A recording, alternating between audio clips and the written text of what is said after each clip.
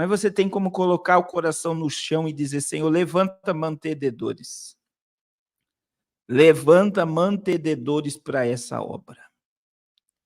Levanta os ceifeiros dessa última hora, porque vocês são a corda que nos leva até as almas. E o pastor Bernardo me mandou as fotos da África, irmãos.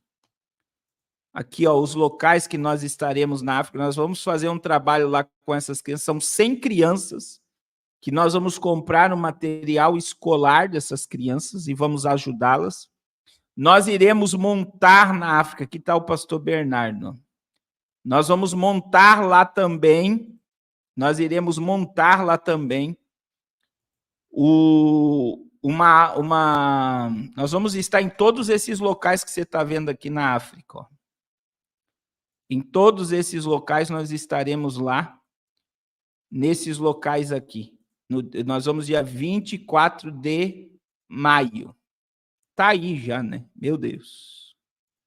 Nos dá vitória, Senhor. E nós vamos ministrar seminários, eu e a missionária Raquel, e nós vamos auxiliar, nós vamos fazer uma grande obra. Irmãos, eu não enviei nenhum real ainda, mas eu preciso levantar 150 pessoas com 100 reais até o início do mês de maio, que eu preciso levar uma quantia em dólar para a África, para comprar os instrumentos lá, para comprar os materiais, para auxiliar no trabalho. E lá nós vamos utilizar o dólar, e eu preciso comprar o dólar, e eu preciso estar com esse dinheiro para quando a taxa do dólar estiver baixa, e eu com o dinheiro vou lá e compro o dólar baixo para não pagar alto, pelo menos abaixo de R$5. Então, eu tendo dinheiro na mão, fica mais fácil para comprar esses dólares. Irmãos, esse projeto, o projeto Arrependa-se, ele nasceu no coração de Deus. E eu tenho certeza, irmão, certeza, que nós vamos ganhar muitas almas esse ano de 2024, para a glória de Deus. Amém? Meus irmãos, abra a sua Bíblia, no livro do Apocalipse, capítulo de número 2, versículo de número 18, a seguir. Diz assim: e ao anjo da igreja de Tiatira escreve: isto diz o Filho de Deus, que tem seus olhos como chama de fogo e pés semelhante ao latão reluzente. Eu conheço as tuas obras e o teu amor e o teu serviço, a tua fé, a tua paciência, e que as últimas obras são mais do que as primeiras. Mas tenho contra ti que toleras Jezabel, mulher que se diz profetiza, e ensina a enganar os servos que se prostituem e comem os sacrifícios da idolatria. E dei-lhe tempo para se arrepender-se da sua fornicação, mas não se arrependeu. Eis que porém numa cama, e sobre os que adulteram com ela virá grande tribulação. E se não se arrependerem das suas obras, e ferirei de morte os seus filhos, e todas as igrejas saberão que eu sou aquele que sonda os rins e os corações, e darei a cada um de vós segundo as vossas obras. Mas eu vos digo a vós, e aos restantes que estão em Tiatira, e todos quanto não têm essa doutrina, e não conhecem, como dizem, as profundezas de Satanás, outra carga vos não porei, mas o que tende retenho até que eu venha. E ao que vencer e guardar até o fim as minhas obras, eu lhes darei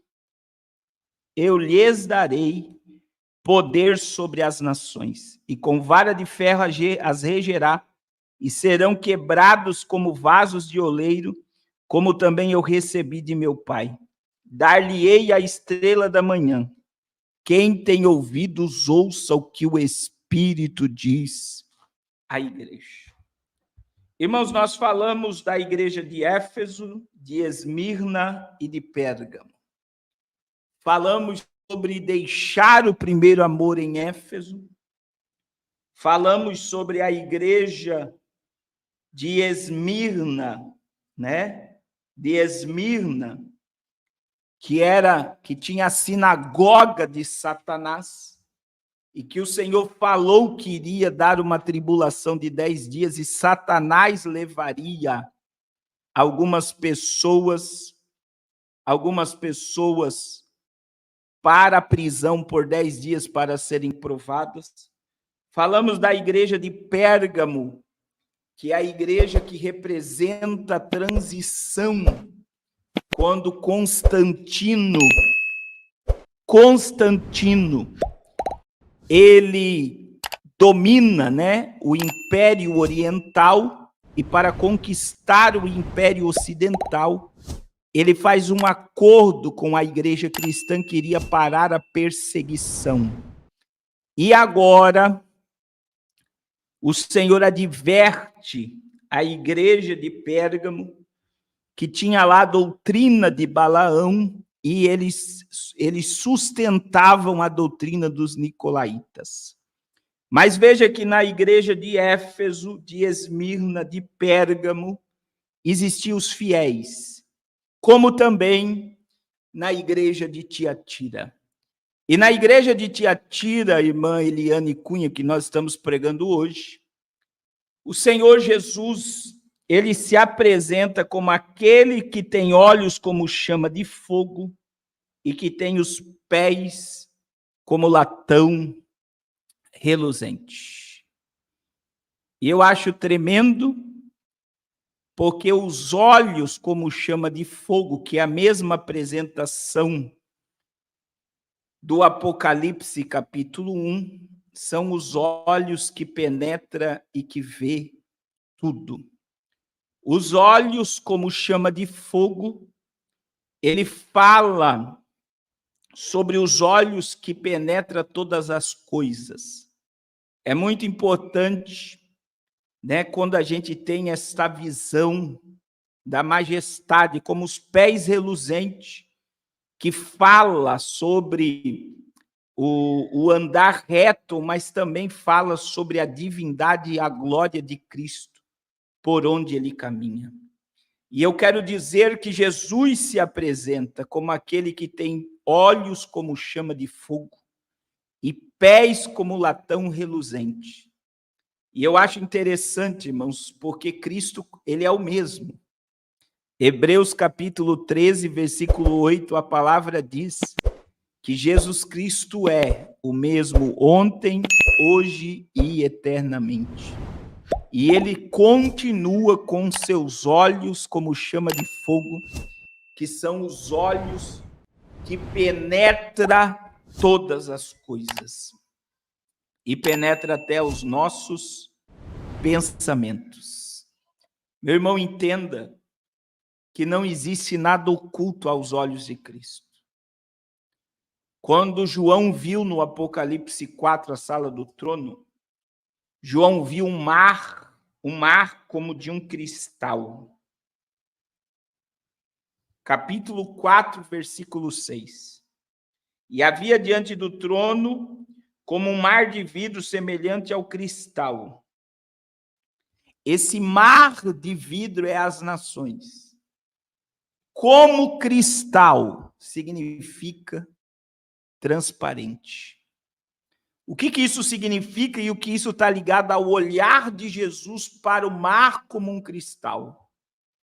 Todas as 8 bilhões de pessoas que andam, dormem, acordam, trabalham, estão no trânsito agora, todas as mais de 8 bilhões de pessoas que estão na Terra, elas estão transparentes na sala do trono e não existe nada oculto, não existe nada escondido, não existe nada que os olhos de Cristo não vejam e não penetre. E veja que para Tiatira, ele disse: eu tenho olhos como chama de fogo, e os meus pés são como latão reluzente. E o latão reluzente fala de outra coisa de Tiatira. Tiatira, meu irmão, tinha lá uma profissão. O nome da profissão era Bafos ou Befes, que eram os metalúrgicos de bronze. Eles eram os polidores de bronze. Então, o que estava dizendo quando Jesus disse: os meus pés são como latão reluzente? Eles estavam acostumados, porque tinha essa profissão, os bafes, os bafos ou bafes, que é a mesma conotação, o mesmo significado, são os metalúrgicos que trabalhavam com bronze, com latão, e eles eram polidores de bronze.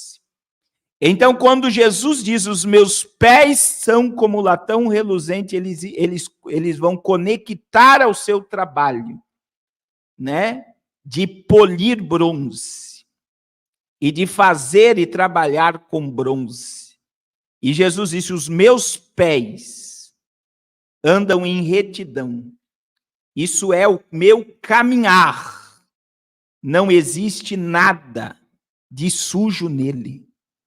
Veja que Jesus diz: os meus pés são como latão reluzente. Não existe sujeira na minha caminhada. E veja que os pés como latão reluzente também manifestam a glória e a majestade da divindade de Cristo. Aonde ele passa, manifesta a glória de Deus. Agora, olha que coisa interessante. A Bíblia fala no livro de Atos 16 sobre Lídia, né, vendedora de púrpura. E se você não sabia, Lídia era da cidade de Tiatira. Lídia era da cidade de Tiatira. Então veja que Lídia, ela veio de lá e ela foi uma das convertidas pelo ministério de Paulo. Outra coisa interessante é que Tiatira,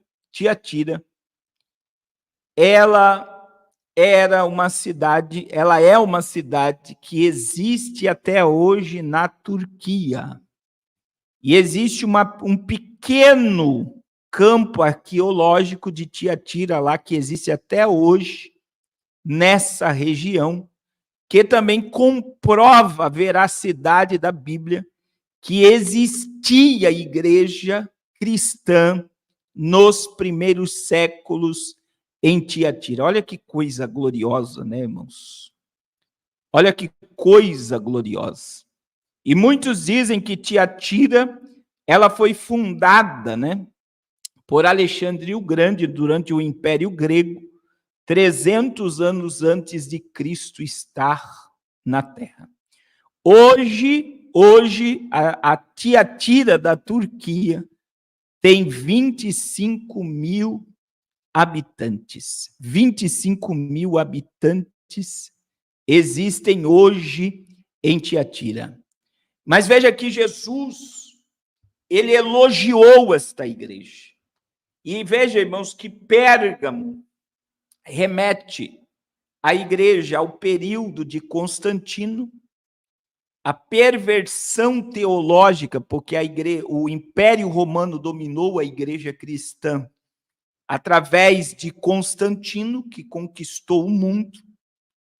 E a igreja de Pérgamo, ela nos data aí, uma data que ela inicia, né, nos primórdios da igreja, e ela pega este período de transição da mistura do paganismo com o cristianismo através de Constantino, que é a igreja de Pérgamo, e ela vai até 514.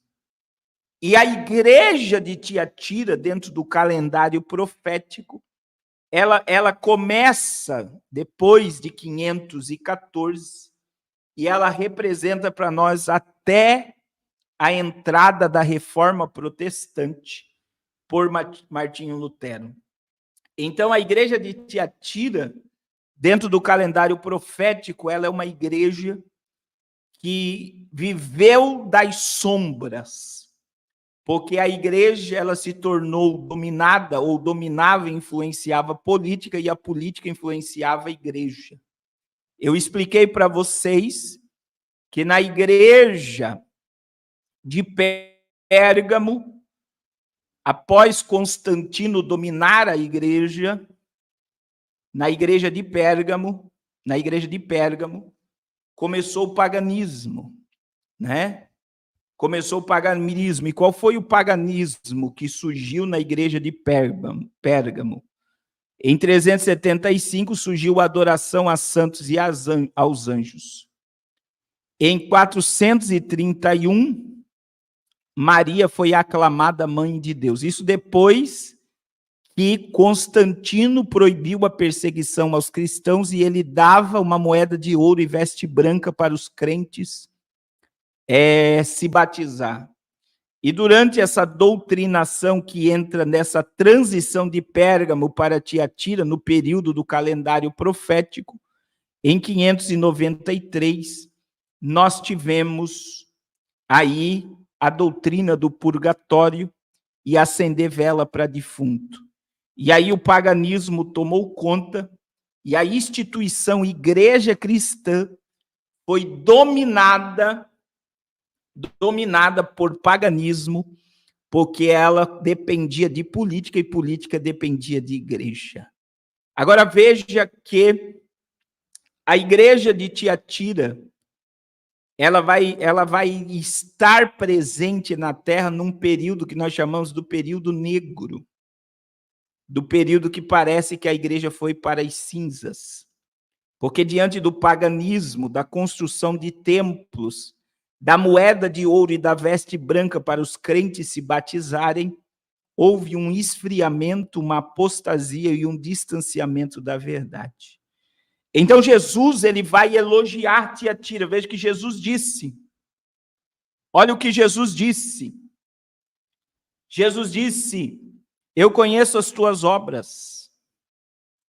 Eu conheço o teu amor, o teu serviço, a tua fé, a tua paciência, e que as tuas últimas obras são maiores do que as primeiras. Então, olha o elogio de Jesus para a igreja de Tiatira. Eu conheço as tuas obras, 1, o teu amor, 2, o teu serviço, 3, a tua fé, 4, a tua paciência, 5. E Jesus falou algo para Tiatira que eu quero ouvir, meus irmãos, naquele glorioso dia. As tuas últimas obras são maiores do que as tuas primeiras. E para quem me conhece, convive comigo, uma das minhas maiores preocupações, nem como pastor, mas como crente, não é como eu comecei a obra, é como eu vou terminar essa carreira. E eu quero terminar melhor do que eu comecei. E eu quero profetizar sobre os crentes nessa live. O teu fim será melhor do que o teu começo. Veja que Tiatira, ela foi amada, porque Jesus disse: eu conheço o teu amor, eu conheço as tuas obras, eu conheço o teu serviço, eu conheço a tua fé, eu conheço a tua paciência. E eu conheço que as tuas últimas obras é maior do que as primeiras. Aleluia! Glória ao nome de Jesus. Mas agora eu quero que você compreenda, meu irmão, que na igreja de Tiatira o Senhor vai falar no versículo de número 20. Mas tenho contra ti, que tolera Jezabel, mulher que se diz profetiza, ensinar a enganar os meus servos para que se prostituam e comam dos sacrifícios da idolatria. Eu dei-lhe tempo para se arrependesse da sua fornicação, mas não se arrependeu. Eis que o porei numa cama, e sobre os que adulteram com ela virá grande tribulação, se não se arrependerem das suas obras. E ferirei de morte os seus filhos, e todas as igrejas saberão que eu sou aquele que sonda os rins e os corações, e darei a cada um de vós segundo as vossas obras. Meu irmão, quando eu leio a carta às 7 igrejas da Ásia, eu entendo a parábola que Jesus disse, que o joio cresce junto com o trigo. O joio cresce com o trigo. E, meu irmão, não tem como arrancar joio do meio do trigo. Nós saberemos somente a diferença do joio e do trigo,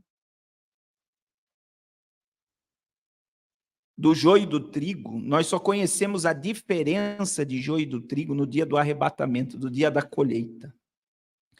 O trigo sobe, o joio fica. O trigo é livre da grande tribulação. Veja aqui, mas o joio vai ter uma grande tribulação. É Jesus que está dizendo. Jesus conhece os que são seus.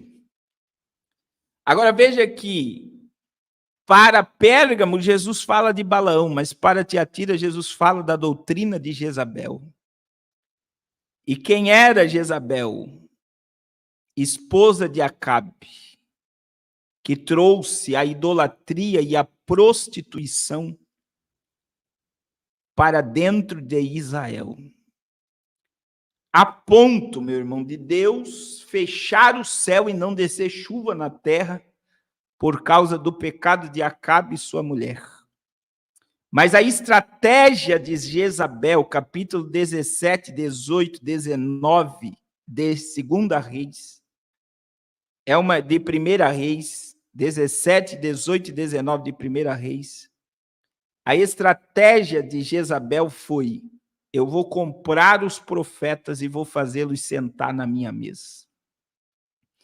É por isso que Deus tirou Elias do meio do nada. A Bíblia somente diz que Elias o tisbita. Irmãos, quando você estuda sobre Elias na Bíblia, você aprende que Elias não tem genealogia. Ninguém sabe quem é o pai, ninguém sabe quem é a mãe, ninguém sabe quem é o avô de Elias. A Bíblia só identifica o local da onde Elias veio. Elias era um tisbita, então Elias não estava na mesa de Jezabel. E o que Jezabel fez? Jezabel comprou os profetas e fazia eles comer na sua mesa.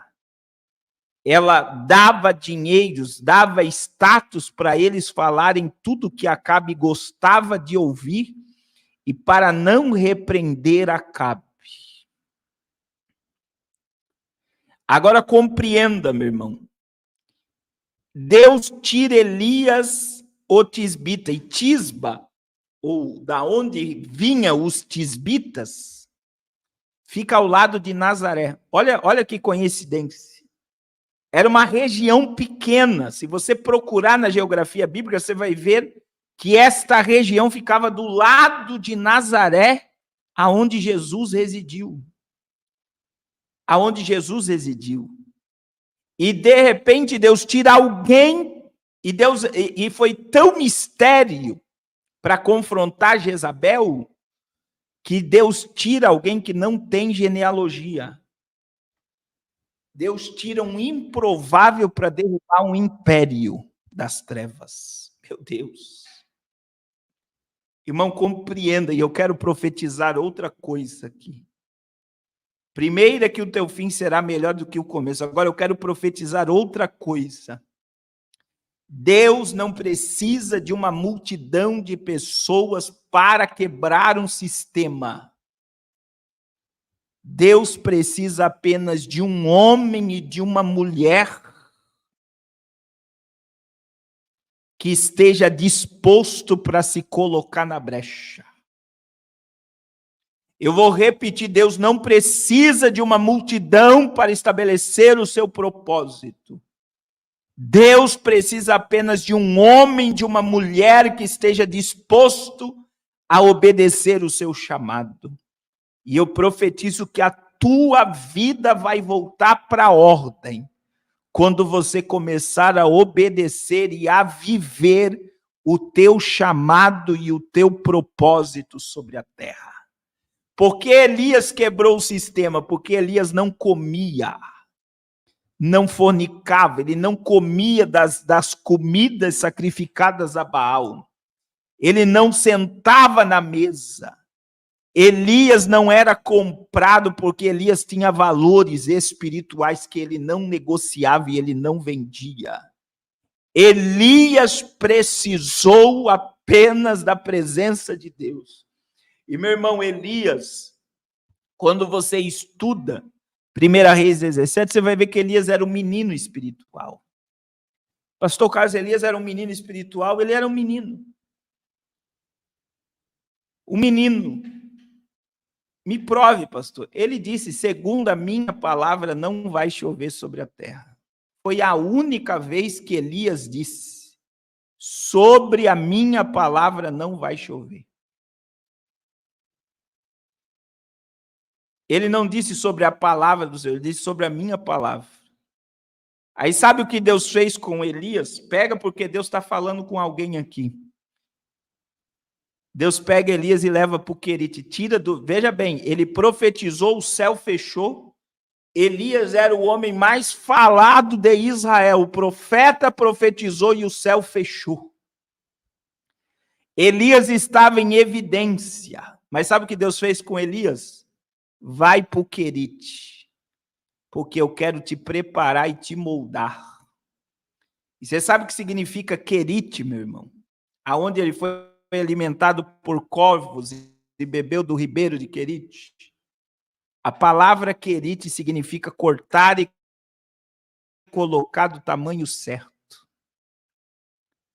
Por 3 anos Elias ficou escondido no Querite. O que Deus estava fazendo com Elias? Trazendo comida por corvos, corvos virou garçom e a água do ribeiro sustentava. Deus estava cortando Elias e colocando do tamanho certo. Porque depois que ele passou pelo Querite, ele nunca mais disse segundo a minha palavra. Todas as vezes que Elias vai profetizar, ele vai dizer segundo a palavra do Senhor. Porque ele aprendeu no Querite, Deus cortou ele e colocou ele do tamanho certo. É por isso que o anonimato, muitas das vezes, na nossa existência, ele é tremendo. O sair das luzes, o sair dos focos é tremendo. Porque muitas das vezes existe um momento que Deus quer forjar o nosso caráter para as obras que ele vai fazer. Então veja que Elias, ele enfrentou Jezabel e os profetas de Baal. E ele matou os profetas. E ele fez com que Israel voltasse a declarar: só o Senhor é Deus. Eu acabei de mostrar as fotos do evento aí, pastor Carlos Vieira, que está tremendo aí em Fortaleza. Ele destruiu Jezabel porque ele não comeu na mesa. Qual era o problema de Tiatira? A mulher se diz profetiza. A mulher que ensina a enganar os meus servos para que se prostituam e comam dos sacrifícios. Meu irmão, tem Jezabel hoje nas igrejas? Meu Deus. Tem, meu irmão.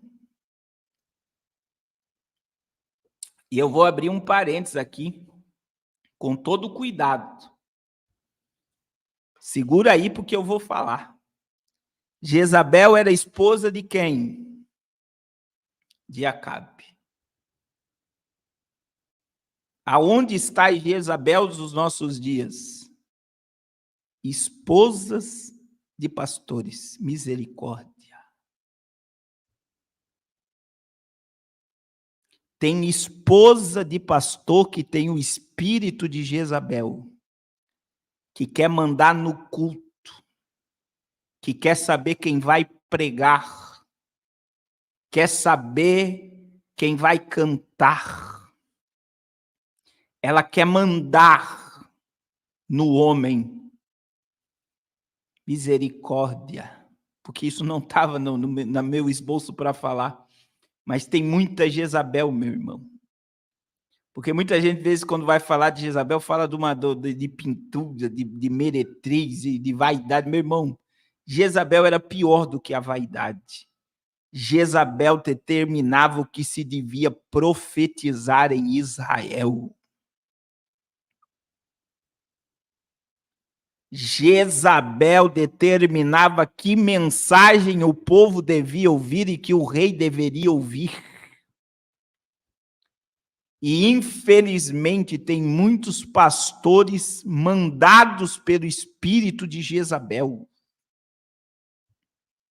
Que quem determina quem prega, quem canta, quem louva, que conjunto vai aparecer. Se o pregador pode pregar a verdade, não é o pastor, o sacerdote, mas é a mulher do sacerdote.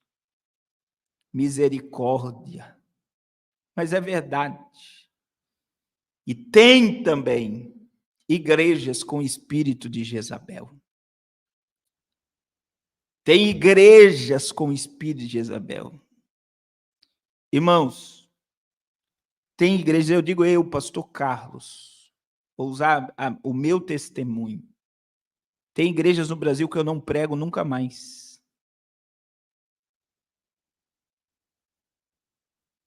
Nunca mais. Por quê? Porque eu cheguei lá e eu não fui intimidado pelo espírito de Jezabel. E, infelizmente, tem muito pregador, pastor, profeta, que quando vê Jezabel treme. Quando vê o espírito de Jezabel atuando, tem medo de falar. Não vai fechar a porta. Eu vou perder a oferta. Eu nunca mais vou pregar nesse lugar. Meu irmão, quem faz a agenda de homem de Deus e mulher de Deus não é homem, é Deus. Eu me lembrei agora de uma igreja que eu preguei em Barretos. Eu fui lá para dar um seminário do Apocalipse. E na primeira noite eu entrei em maçonaria, que maçonaria é ocultismo, maçonaria é satanismo. Meu irmão, o pastor endemoniou. Para você ter ideia, ele iria me dar um valor de oferta, porque a minha despesa foi alta, que eu morava em São Paulo e eu fui em Barretos. Eu devo ter gastado de despesa aí uns 450, 500 reais. Ele me deu 300 reais de oferta. 300 reais de oferta. Aí, na segunda-feira, para encurtar a história, o pastor que me indicou lá disse: meu amigo, o que você fez em Barretos? Eu falei: eu preguei a palavra. Rapaz, o pastor lá era maçom e você foi falar mal da maçonaria. E eu falei para o meu amigo: graças a Deus que eu não sabia, porque se eu soubesse que ele era maçom, eu ia falar mais ainda. E eu conheço muita gente, meu irmão. Muita gente. Eu conheço muita gente que quando vê o espírito de Jezabel, as pernas tremem, sabe por quê? Porque tem medo. Tem medo do quê, pastor? De perder o dinheiro que Jezabel oferece, porque não depende de Deus. Não depende do céu, depende da terra. E tem muita gente comendo na mesa de Jezabel. Tem muita gente vivendo na mesa de Jezabel e não sabe. Queridos, Deus ainda tem os seus. Deus ainda tem os seus. Deus ainda tem os seus. Deus ainda tem os seus. Assim como Jesus disse assim, ó, eu conheço as suas obras, o teu labor, o teu serviço, a tua paciência, e que as tuas obras serão maiores do que a primeira. Deus tem. Tiatira tinha aqueles que não sentavam, não se prostituíam, não comiam das comidas oferecidas aos ídolos. E veja que para Tiatira Jesus falou,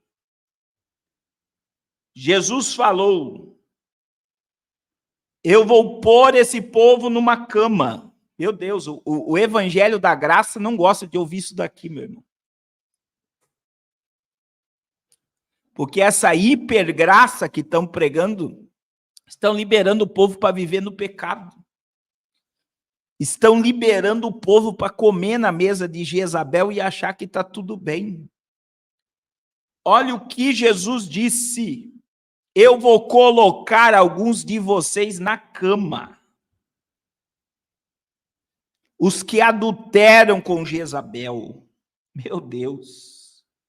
Vai vir sobre vocês uma grande tribulação se não se arrependerem das suas obras. Agora vem pior, meu irmão. O verso 23 é pior, porque Jesus disse. Olha o que Jesus disse. Eu ferirei de morte os teus filhos. E todas as igrejas saberão que eu sou aquele que sonda os rins e os corações e darei a cada um de vós segundo as vossas obras. Meu irmão, tem muita gente de cama, tem muita gente numa grande tribulação, tem muita gente perdendo os filhos para droga e para prostituição. Sabe por quê? Porque comem da mesa de Jezabel, se prostituem, adulteram, comem comidas sacrificadas e não se arrependem. Veja que Jesus fala, segundo, se não se arrependerem das suas obras. E no final do verso 23, ele fala, cada um receberá segundo as suas obras. E isso daqui é doutrina, meu irmão. Pastor Carlos, é doutrina, é doutrina. Gálatas 6:7 é a base do que Jesus está dizendo para Tiatira. Gálatas 6:7, não se engane, de Deus não se zomba. Tudo que o homem semear,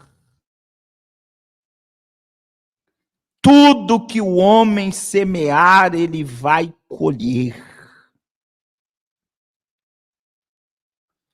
Tudo. E, meu irmão, tem crente, por isso que eu e a missionária Raquel, meu irmão, a gente é escaldado. Tem pessoas que me ligam pedindo ajuda, a gente vai orar e Deus fala, não ajuda. Porque é a minha mão. E eu vou dizer algo aqui, meu irmão, que é real. Não ajude crente que está na tribulação que Deus colocou. Porque senão você entra na tribulação com ele. Tem gente que anda no pecado, no erro, na mentira, compra e não paga, vive uma vida depravada, vive na prova, não consegue comida para dentro de casa, está na prova porque Deus colocou na tribulação. Deus pesou a mão.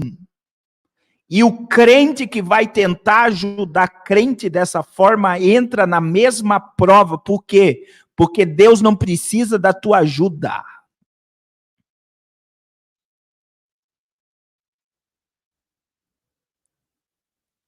Deus não precisa da tua ajuda. Meu irmão, se é prova de Deus, não entre em prova que Deus coloca crente. Não entra. Não tente ajudar Deus, que Deus não precisa da tua ajuda. Toda semana eu recebo uma enxurrada de pedido de ajuda. E na hora Deus fala conosco. Eu não faço nada sem falar com a missionária Raquel. Porque é bíblico. Andarão dois juntos se não tiver de acordo. Agora presta atenção, meu irmão, no que o pastor Carlos vai dizer. Presta atenção. Para Tiatira, Deus falou, eu vou colocar na cama, eu vou dar uma grande tribulação em você, se vocês não se arrepender, eu vou tirar o filho de vocês. Por que eu vou tirar? Eu ferirei de morte os seus filhos. para que toda a igreja saibam que eu sou aquele que sonda os rins e o coração de cada um de vós, e darei a cada um de vós segundo as suas obras. Segundo as suas obras.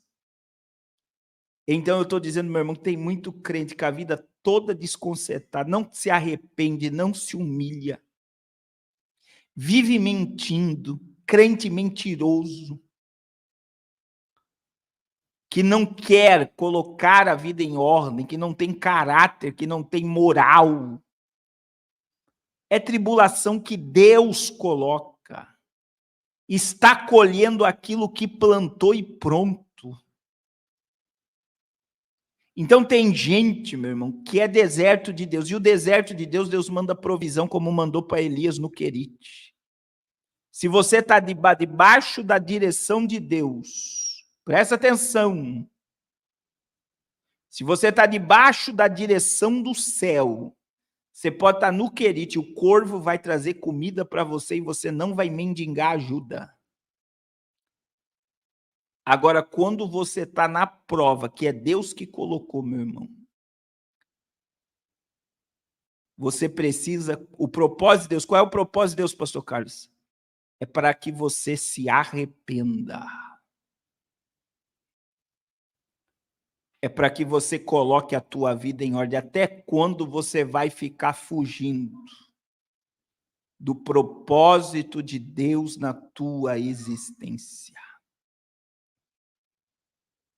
Até quando você vai comer da mesa de Jezabel com esse evangelho mentiroso? Mas não é bem assim, o apocalipse não vai acontecer, a volta de Jesus não é para agora. Eu posso curtir um pouquinho mais, meu irmão, não, meu irmão. Não, meu irmão. Não. Não. Santificai-vos. Sede santos, porque eu, Senhor, sou santo. Segui a paz com todos e a santificação, sem a qual ninguém verá a Deus. Não existe, não é bem assim. Não existe. Alguém vir com você, não, mas não é bem assim, isso aí é religião. Não, é evangelho. Sem separação do mundo, do pecado, você não vê a glória de Deus e você não verá Deus. Não verá a Deus sem separação, sem consagração, sem azeite na lamparina, você não verá a glória de Deus.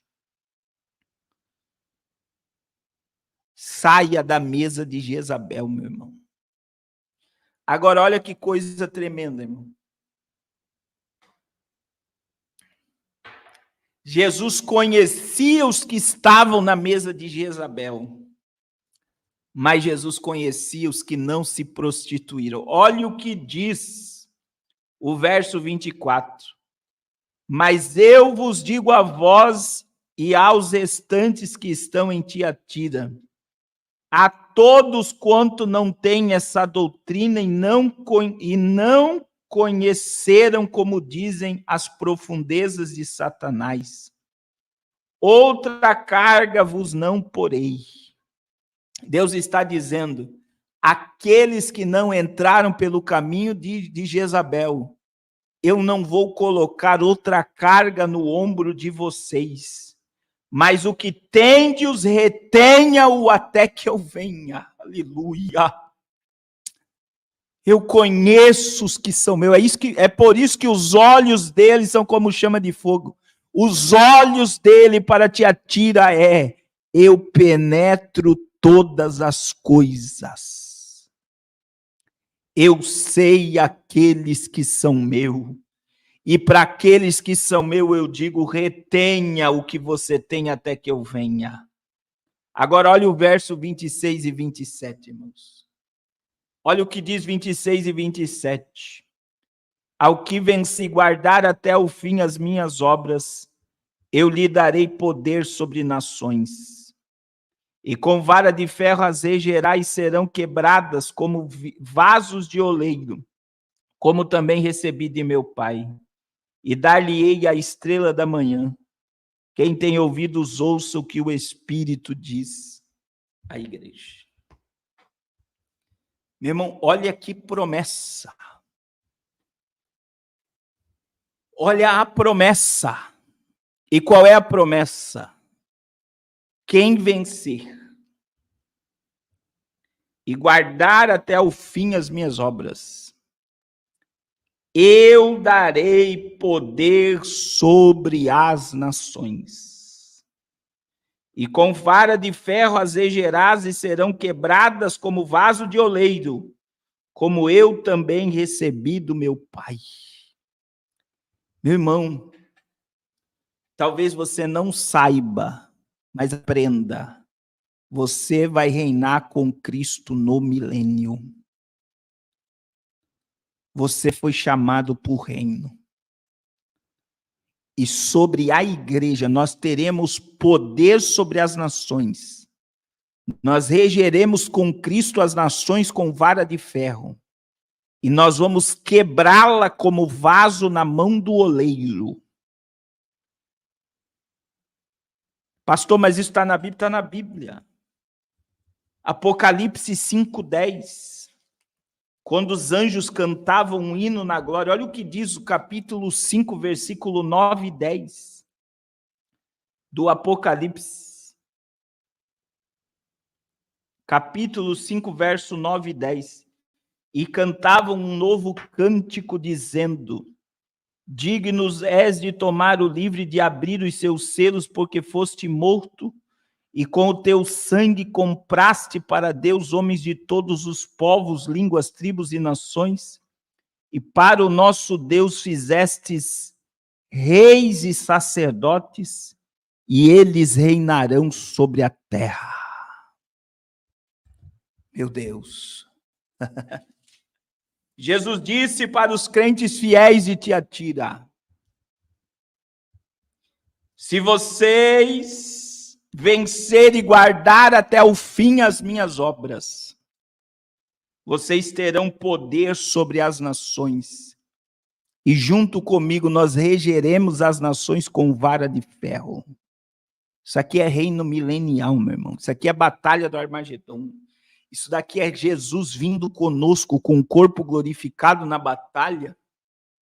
E nós que descermos com Cristo no Armagedon, nós teremos poder sobre as nações. Poder sobre as nações. Poder sobre as nações. Nós regeremos as nações com Cristo com vara de ferro. E para Tiatira ele diz: e dar-lhe-ei a estrela da manhã. Meu Deus. Você sabe o que a estrela da manhã é? A estrela da manhã é a primeira estrela que surge no céu ao anoitecer e é a primeira estrela a desaparecer do céu ao amanhecer. Quando escurece, ela é a primeira a aparecer. Quando amanhece, ela é a primeira a sumir. E Jesus está dizendo: eu vou vos dar a estrela da manhã. Vocês verão ela surgir ao anoitecer. E vocês verão ela desaparecer ao amanhecer. E quando a Bíblia fala sobre a estrela da manhã, a Bíblia diz que Cristo é a nossa estrela da manhã. O Cordeiro Santo que nos trouxe a paz. Aleluia! Quem tem ouvidos, ouça o que o Espírito diz às igrejas. Glória a Jesus por essa palavra. Irmãos, na terça-feira, nós iremos pregar sobre a quinta igreja, a igreja de Sardes. Glória a Jesus. E eu quero te dizer, eu profetizei como Tiatira que o teu fim será melhor do que o teu começo. e que a tua vida, ela vai voltar para a ordem. E que o poder de Cristo se manifestará na tua existência. Irmão, não coma na mesa de Jezabel. Fuja da mesa de Jezabel. Pastor, o que é a mesa de Jezabel? O evangelho corrompido. O evangelho podre que transformou a graça de Deus em dissolução. Viva pelo poder do evangelho, da palavra, da verdade. Meu irmão, não se corrompa. Não se corrompa. Você terá poder sobre as nações. Você vai reger as nações com vara de ferro. Você terá ao teu lado a estrela da manhã. Você vai ter um corpo glorificado e você vai ter governo de Deus no milênio. É a promessa para os crentes de Tiatira. Não se venda. Não se corrompa. Aleluia. Viva pelo poder da palavra. Amém? Deixa eu orar por vocês, meus irmãos. Eu não sei se tem alguém aqui para voltar para Jesus, aceitar Jesus. Glória a Deus. Eu quero orar por você agora. Se tiver alguém para Cristo, diga eu quero. E eu vou estar orando pela sua vida agora. Tem alguém para Jesus? Diga eu quero. Rapidamente, eu vou esperar 2 minutos e eu vou estar orando. Sai do meio dela, povo meu. A mensagem para Tiatira é: coloca a tua vida em ordem, senão eu vou te colocar numa cama, numa grande tribulação, e eu vou tirar o teu filho. É duro essa mensagem. E é Jesus que está falando essa mensagem. Se arrependa, senão eu vou te colocar numa cama, vou trazer uma grande tribulação e vou tocar nos teus filhos. Se não se arrepender, aleluia, glória a Deus, pela vida da irmã Ana que está dizendo eu vou orar pela sua alma, irmã Ana. E isso não é terrorismo, isso é Bíblia, é Jesus que está dizendo, eu vou colocar numa cama, eu vou trazer uma grande tribulação, e se não se arrepender, eu vou tocar nos teus filhos, para que a igreja saiba que eu sou. Aleluia. E eu vou dar a cada um segundo as suas obras. Sabe o que Jesus está dizendo? Não se engane. O que você tem plantado, você vai colher. E se você está plantando tempestade, vento, não pense que você vai colher bonança, você vai colher tempestade.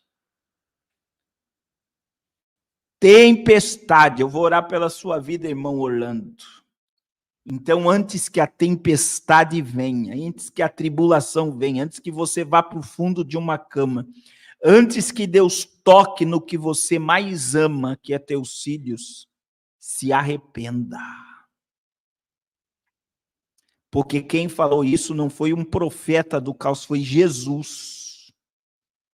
Infelizmente, mensagens como essa que você está ouvindo aqui, você não ouve mais nos altares da igreja, mas é Jesus que está dizendo. Se você não se arrepender dessa prostituição, falando com Deus, quer voltar para Jesus, nós vamos orar. Se você não se arrepender dessa apostasia, dessa vida depravada e mentirosa que você está vivendo, eu vou te colocar no fundo de uma cama, eu vou trazer uma grande tribulação, e se você não se arrepender, eu vou tocar no teu filho. Leia a carta Tiatira. Porque você vai colher, você vai receber aquilo que você tem plantado. Eu vou dar a cada um segundo as suas obras. Aleluia. Irmã Eleilde. Deus abençoe, Francisco, eu vou orar pela sua alma. Irmã Eleilde, eu vou orar pela sua alma. Glória a Deus. Aleluia. Glória a Jesus. Eu quero orar pela vida de vocês, meus irmãos. Em nome de Cristo. Vamos orar por essas almas e os que ouvirão depois, quando ouvirem essa pregação novamente, o pessoal que está na rádio que ouve essas pregações. Aleluia. Convertei-vos e arrependei-vos para que sejam cancelados os vossos pecados. Pai, em nome de Jesus, muito obrigado por mais essa live, por essas 4 almas, Senhor, que estão reconhecendo Jesus, e todas que reconhecerão. Perdoe seus pecados, escreve os seus nomes no livro da vida, e que a presença do teu Espírito venha inundar o coração delas. Senhor, é tempo de arrependimento, é tempo de nós sairmos do evangelho da facilidade, do evangelho de Jezabel. Senhor, nós queremos comer na tua mesa o pão vivo que desceu do céu. Nós queremos ser alimentados e dirigidos pelo céu e não pelo que está no coração dos homens, dos profetas da mentira, dos líderes do engano. Nós queremos viver o evangelho da verdade. Eu profetizo que assim como tinha crentes em Tiatira, que o Senhor testemunhou que o fim deles era melhor do que o começo, eu profetizo sobre todos que estão recebendo essa live, que o fim de todos aqui será melhor que o começo. Em nome de Jesus, dá uma semana abençoada ao teu povo. Dá um discernimento espiritual ao teu povo. Traga avivamento espiritual dentro da nossa casa.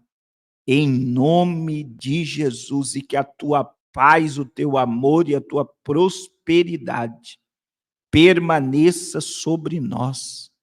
Em nome de Jesus. Amém. Glória a Deus. Glória a Deus, glória a Deus, glória a Deus. Meus irmãos, Deus abençoe. Não esqueça de enviar sua oferta essa semana ao Projeto Arrependa-se. E lembrando aqui, eu não fiz o cartaz, irmãos, mas eu vou divulgar o cartaz essa semana. Quarta-feira, 6 horas da manhã. Já coloca teu relógio despertar aí. Coloca teu relógio despertar aí. Dia 10 ao dia 17, o nosso jejum do mês de abril. Do dia 10 ao dia 17, 6 horas da manhã, nós iremos fazer o jejum sobre a palavra de Davi. Eu não oferecerei nada ao Senhor que não me custe preço algum. Vai ser esse o tema do nosso jejum.